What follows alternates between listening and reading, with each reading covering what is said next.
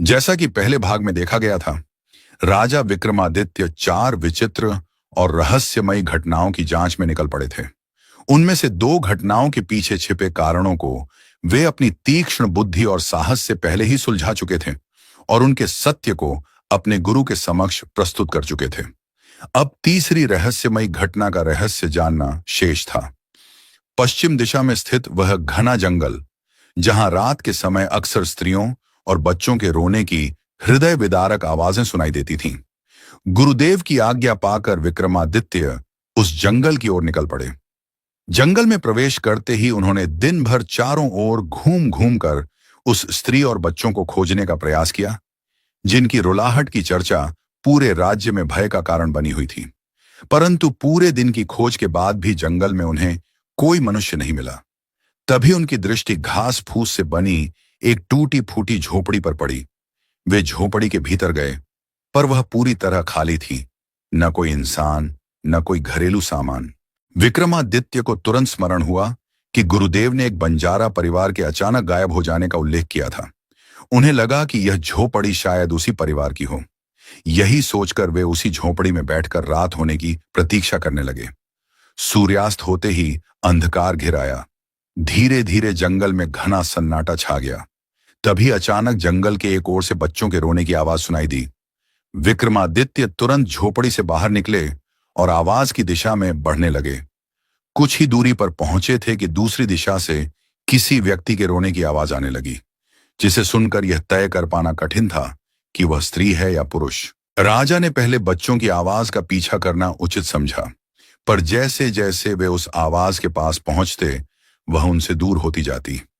कुछ देर बाद अचानक सभी आवाजें शांत हो गईं।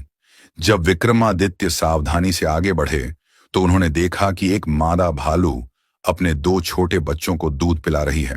विक्रमादित्य को समझते देर नहीं लगी कि थोड़े देर पहले जो एक व्यक्ति और बच्चों के रोने की आवाज आ रही थी, वो असल में इस मादा भालू और इसके छोटे बच्चों के रोने की आवाज थी।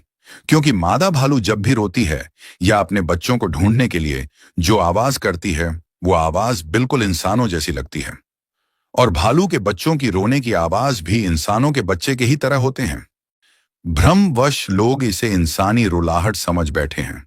जंगल में बच्चों और औरतों के रोने वाले रहस्य का भेद तो खुल गया, पर वो बंजारा परिवार कहां गायब हो गया, ये अभी भी रहस्य बना हुआ था।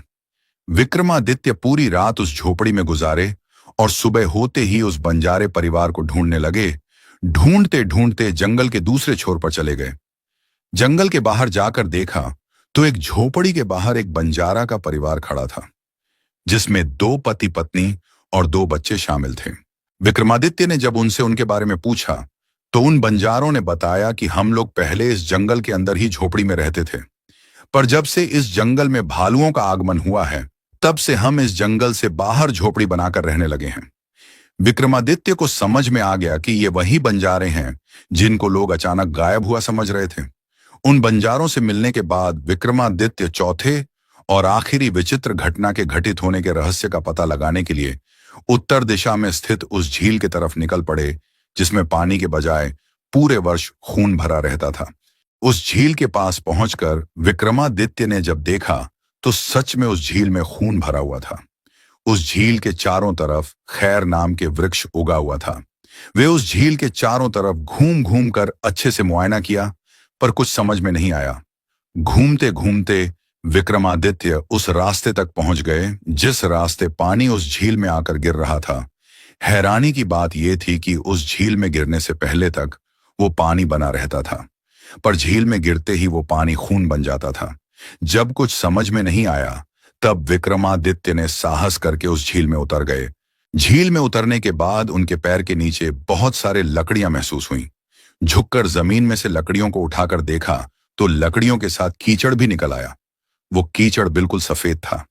ध्यान से जब उसे देखा तो वो कीचड़ नहीं बल्कि चूना था।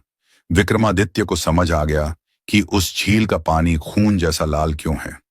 खैर की लकड़ी में ऐसा गुण पाया जाता है कि अगर खैर की लकड़ी को पानी और चूना के साथ मिलाकर रख दिया जाए तो थोड़ी देर बाद उस पानी का रंग लाल हो जाता है। बस यही होता था उस झील में। उस झील में प्राकृतिक रूप से चूना भरा हुआ था। और झील के चारों तरफ खैर के पेड़ लगे हुए थे, जिसकी सूखी लकड़ियां उस झील में बहुत ज्यादा मात्रा में गिरी हुई थीं। इसी कारण पूरे वर्ष उस झील का पानी खून जैसा लाल दिखता था। विक्रमादित्य वापस अपने गुरुकुल आए और दोनों रहस्यमय घटनाओं के घटने का मूल कारण अपने गुरु के सामने वर्णन कर दिया। और इस तरह विक्रमादित्य अपने अंतिम विषय साहस और बुद्धिमता के परीक्षा में भी सफल साबित हुए। कहा जाता है कि उसी चारों रहस्यमयी घटना के घटने का कारण पता लगाने के बाद से विक्रमादित्य को साहस और बुद्धिमता का प्रतीक माना जाने लगा। ये कहानी यहीं समाप्त होती है। धन्यवाद।